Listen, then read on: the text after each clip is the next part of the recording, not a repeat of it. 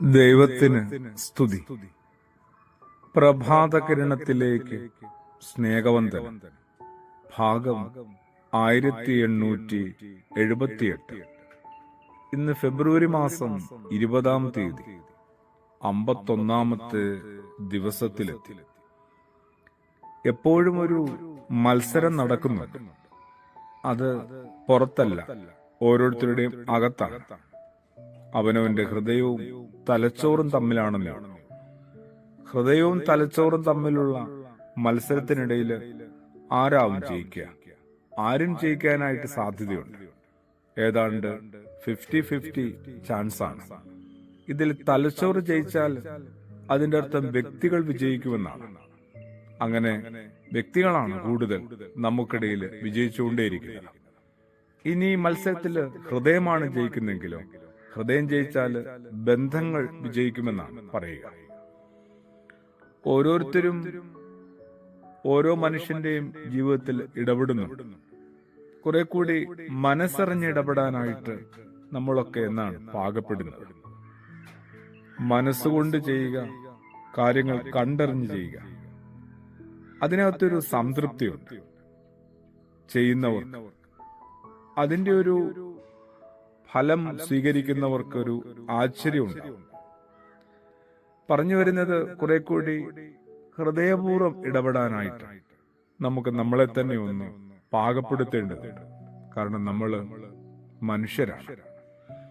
അതിമനോഹരമായ റോസാപ്പൂക്കളൊക്കെ ആയിട്ട് ഒരു വൃദ്ധനായ മനുഷ്യൻ ബസ്സിൽ യാത്ര ചെയ്യുക. തൊട്ടടുത്ത സീറ്റിലിരിക്കുന്ന ഒരു ചെറിയ പെൺകുട്ടിയുടെ കണ്ണുകൾ ഈ പൂക്കളിലാണ്. അയാളും അത് ശ്രദ്ധിച്ചിരുന്നു. അയാൾക്ക് ഇറങ്ങേണ്ട സ്ഥലമെത്തി. അയാൾ പതിയെ എണീറ്റു. ഇറങ്ങുന്നതിന് മുമ്പ് അയാള് ഈ പെൺകുട്ടിയുടെ അടുത്തെത്തിയിട്ട് തന്റെ കയ്യിലുണ്ടായിരുന്ന റോസാപ്പൂക്കൾ ആ പെൺകുട്ടിയുടെ മടിയിൽ വെച്ചു. എന്നിട്ട് പറഞ്ഞു, ഈ പൂക്കള് സത്യത്തിൽ ഞാൻ എന്റെ ഭാര്യയ്ക്ക് കൊടുക്കാൻ വേണ്ടി വാങ്ങിച്ചതാണ്. പക്ഷെ നിനക്ക് ഇവയോടുള്ള ഇഷ്ടം എനിക്ക് ശരിക്കും ബോധ്യപ്പെട്ടു. നിന്റെ കണ്ണുകളിൽ ഞാനത് കണ്ടു. ഇത് നിനക്ക് തരുന്നതിലായിരിക്കും മിക്കവാറും, അല്ല തീർച്ചയായും അവൾക്ക് കൂടുതൽ ഇഷ്ടം എന്റെ ഭാര്യയ്ക്ക്.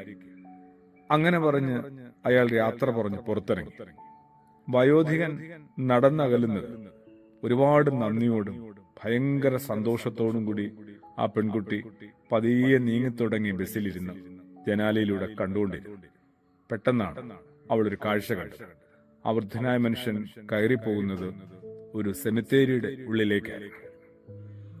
ഓരോ മനുഷ്യനും കുറെ കൂടി ഹൃദയപൂർവ്വം ഇടപെട്ടിരുന്നെങ്കിൽ. ആഗ്രഹ സാക്ഷാത്കാരങ്ങൾ രണ്ട് തരത്തിലാണ്. ഒന്ന് മനസ്സറിഞ്ഞ് ചെയ്യുക, രണ്ട് മനസ്സ് മടുത്ത് ചെയ്യുക.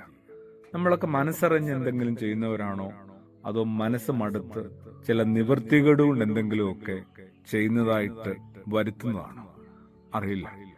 ക്രിസ്തുയേശുവിന്റെ നല്ല മാതൃക നമ്മൾ കണ്ടെത്താതെയും പോകുന്നുണ്ട്. കഷ്ടമാണ്. പ്രാർത്ഥനയോടെ ആമേൻ.